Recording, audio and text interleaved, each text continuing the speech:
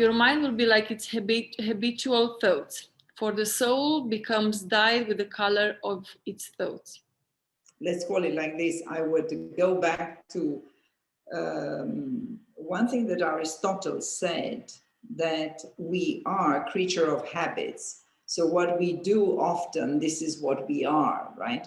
So here, Marcus Aurelius is very close to that, to say that your mind is the thoughts you have, your habitual thoughts, right? So why is important this? Because you cannot be more than your thoughts. You cannot be different from your thoughts, right? So we are now in the saying that not only the mind is the thoughts that you have habitually, but the soul has the color of these thoughts, right? Like what we would call it, like emotional baseline, right? Now, this is the modern term to call this emotional baseline, but obviously it's very important to say that this emotional baseline was certainly thought or conceived, or let's say conceptualized already by Marcus Aurelius, when he said that the colors, the soul is dyed by the colors of the thoughts. So we are in the same concept that, first of all, you are what the thoughts are every day. And then not only that the thoughts are, or you are, or your mind is, but the soul has the same color, right? Now, probably here, I would go back to the principles that I mentioned in another session, where I said that if the thoughts, and then you're coming back to your question, how do we improve these thoughts, right?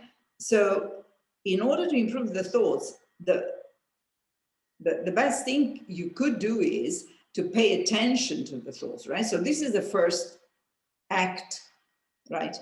Be aware of your thoughts, or be aware of the color, right? Which I would call emotional baseline. Be aware of it, right? And then I would say, like in paintings, you do small touches to change the color, right? You don't do color blocks, but I would do small touches in order to, and the small touches in order to change the color of your thoughts will be the daily reinforcement of the thoughts you like, you prefer, you think that are better for you. And when I say that, what comes to my mind is another saying, but I think it's coming from ancient culture. And the saying goes that inside of us we have two wolves, one that talks positively, one that or does say nice things, the other one that say bad things. And then the question was, so how do I handle these wolves? And the response is, well, give food to the one you want.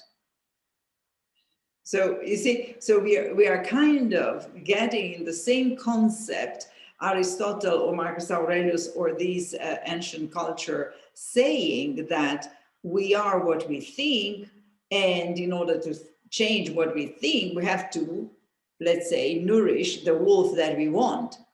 Well, it's probably the one that does give the right color to our soul. So, like say, to close with the practice that we do in coaching is when we talk about nourish the wolf that you want, or nourish the wolf that you want to be expressed, is notice, first of all, your thoughts, and then direct the thoughts to the ones that you like.